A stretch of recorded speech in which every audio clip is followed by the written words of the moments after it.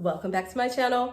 It's G here. I want to say welcome again to new subscribers. I love getting new subscribers, so welcome. All right, guys, I've been doing a lot of social media research for this channel, but I had a bit of inspiration because I was doing another video with a friend of mine and we were talking about dating. And one of the biggest things that I keep hearing over and over again is that women, especially Black women, need to vet better. We need to do better picking. We need to, vet better. And I'm like, okay. Then I realized something, man. I don't think that, when you're dating in your formative years, that a lot of people give you good advice about vetting or any advice about vetting. So, of course, I started wondering, I'm like, did our aunties fail us in helping us learn how to vet better? Because subscribe to the channel, and I am going to talk a little bit about vetting, and I am also going to give you, in my opinion, 10 things that should be boundaries, deal breakers, processes for yourself when you are dating that I think will help you choose better. I think it helps me, and hopefully it's something that can help you as well. So subscribe and let's get into a little conversation about vetting. Okay, I have a confession. I think that it's time for me to admit that I am technically auntie age. Like, I'm pretty sure if I'm not auntie age, I'm very close to it. So I think that growing up, no one really gave good advice about choosing boyfriends, right? Because the people from the generation that raised me didn't have lots of choices, right? Like, they just kind of needed to find someone who's halfway decent and, get married just to have basic human abilities for women, right? Like, that was that period of time. So this period of time where women have the options of working, doing all the things that they want to do, people are now blaming women who never really got good advice or even focus on trying to choose a good dude, because who had time for that? They didn't give us good advice. I know, like, the most memorable advice that I got, I remember one time, and I can't remember who I went to, but it was an older woman, and I was complaining, talking about a boy I was dating, that, I wasn't pleased, there was something wrong. And the comment was like, well, does he hit you? He's not beating you, so he can't be that bad. Talk about a very low bar. Like, the threshold was below the ground. So and then on top of that, these are women who were raised, bred in struggle love. That's what's normal. Struggle, building all that BS they tell you. Like, ignoring the second family, ignoring the extra kids, pretending that life is normal in that way, even whether you liked it or not. So they didn't know what advice to give when you have choices. So I thought I'd do a quick list of things that I think that over the years that I have learned the hard way to vet or choose better. And these are, like, not in any particular order, okay? So don't feel like this is number one, this is number two. This is just like the 10 things that I would suggest in this world dating realm of things that we do, okay? You gotta watch to the end to get all 10. All right, I hope you guys are ready for this, because these are just going to blow your minds. So the first thing I was to say that I had to learn is that potential is not a thing. Do not date potential.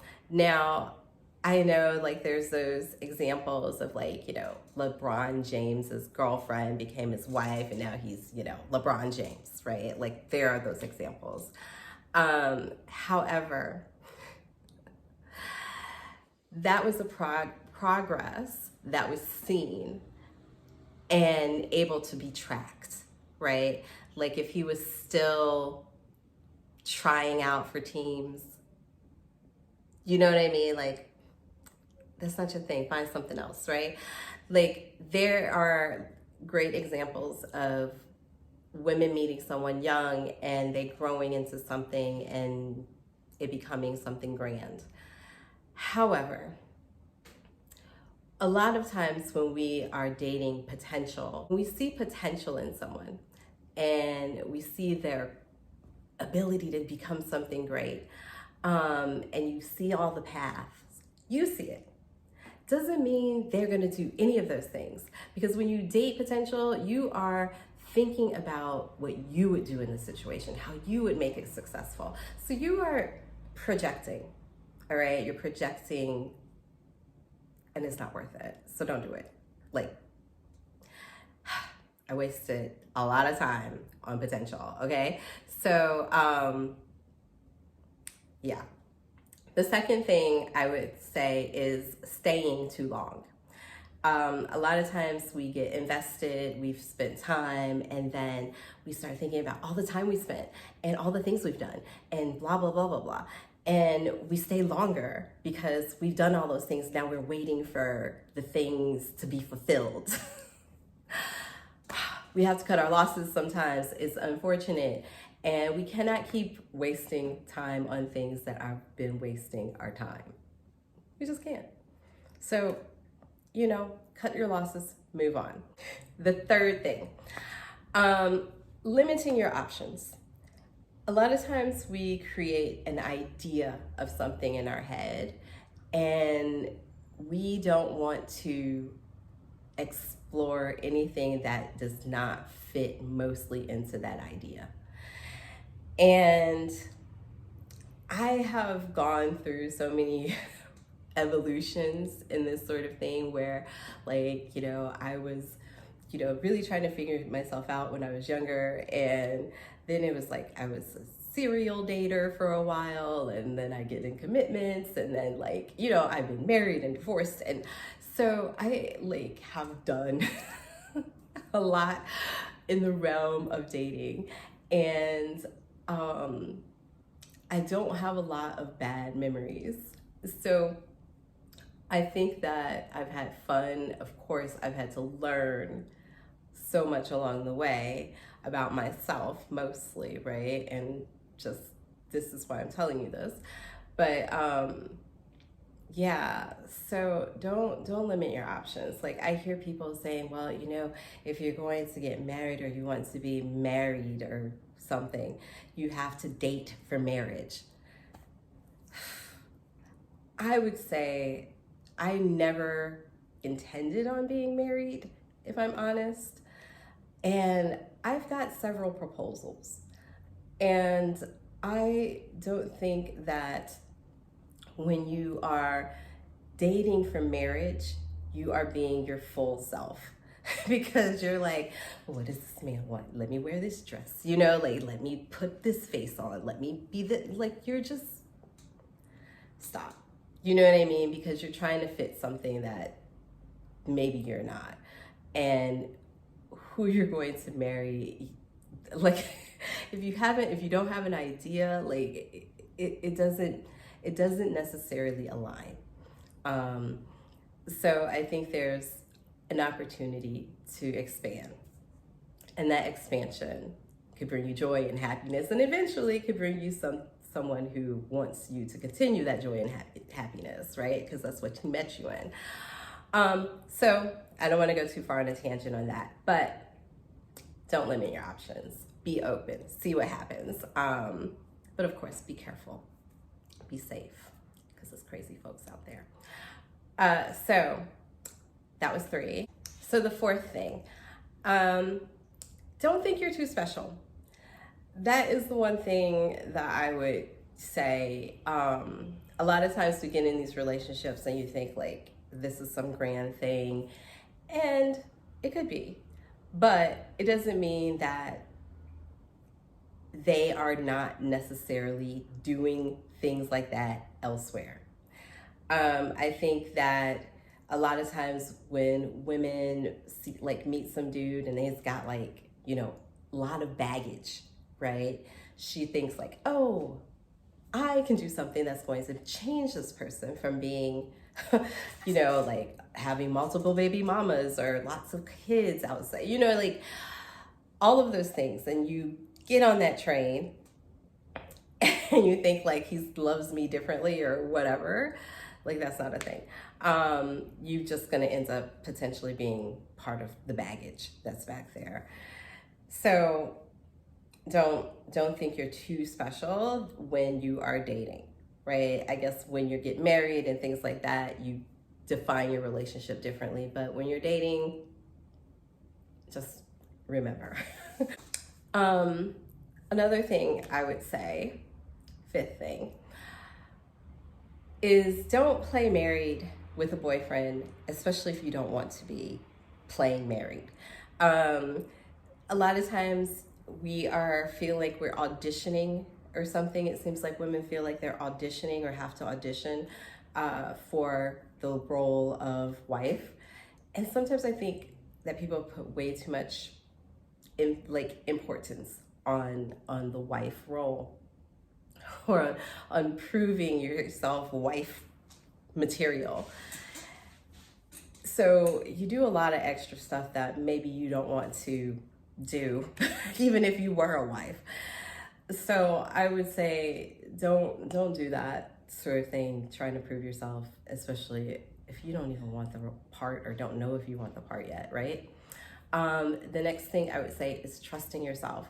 A lot of times we feel that something is wrong, or not right, or we want to do something differently, and we don't trust ourselves, and we carry on for way too long in a situation that might not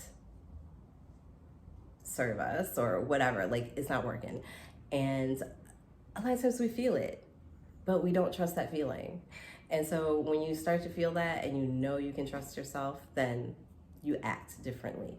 So trust yourself, believe in that gut feeling. So number 7, and I think this is one of those things that we always encourage to not hold too strongly, which is our boundaries.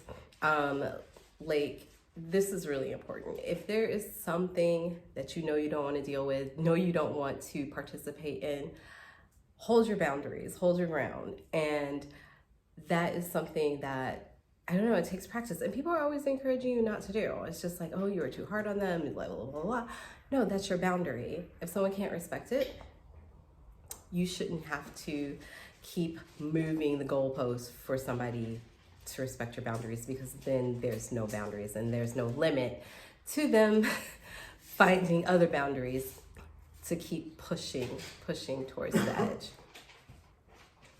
That's gonna be a boundary. So yeah, that is something you don't want to find yourself constantly moving the goalposts. And yeah, people are always like, oh, you were too hard on someone, blah, blah, blah. It's not a thing. You have every right to hold your ground and keep your boundaries. So don't change them. Most of the times you end up regretting it. Number 8. I think this is even more and more challenging these days with social media and people always comparing themselves to others. But I think trying to live up to anyone else's expectations of your life, yourself, blah, blah, blah, you just can't do it. You shouldn't even try.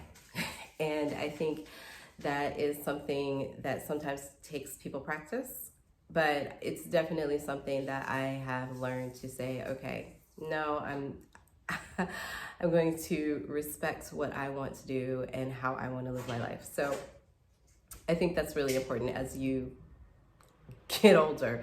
That becomes more and more important to you.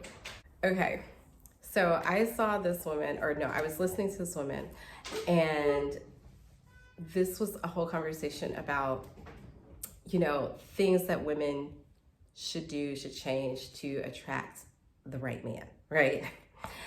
And this woman who was very like pick me like, and was also a dating coach, so people are paying her to become pick me's. She was basically telling, women, like, when you go to college, like, a high priority should be, meeting your future husband. And sometimes you have to do this, like, basically things that would have to make you. She was encouraging these women to adjust themselves, their plans even, in order to meet someone. And she was auntie age, y'all. So I couldn't believe it. But I think it's something that women are constantly told to do. Try and be something that you're not in order to attract somebody. And I'm going to tell you, like, all of this, like, puritanism that they come up with, like, you don't want this, like, people, like, body counts. All of that, again, that control, that attempt to, like, control what women do with themselves, especially Black women, it's ridiculous. And they hold us to a different standard. Just live your life, do your, it's just like, be happy. So definitely don't try and change yourself or your overall plan in order to meet somebody. I mean, I feel like I met the best people when I was just out having fun, doing me, and living the life that I wanted to live. So I definitely wouldn't have met my partner now and be living in Italy if I had been living the life someone else wanted me to live, or trying to fit someone else's box or change myself in order to, be something that I was not. All right, and so was that like 9, 8? I think that was 9. I've lost count. I hope this is 10, guys. So I think this is 10. I think this is the last one that I was going to say. I think letting go of fear. One of the biggest problems we always have is just like that guttural reaction to doing anything different, to change, to going outside of our comfort zones. Like, don't be scared, I mean, and that's not just in meeting people or dating. It means, like, in everything in life, like, take the trips, buy the shoes, drink the wine, have the fun, and, do it fearlessly.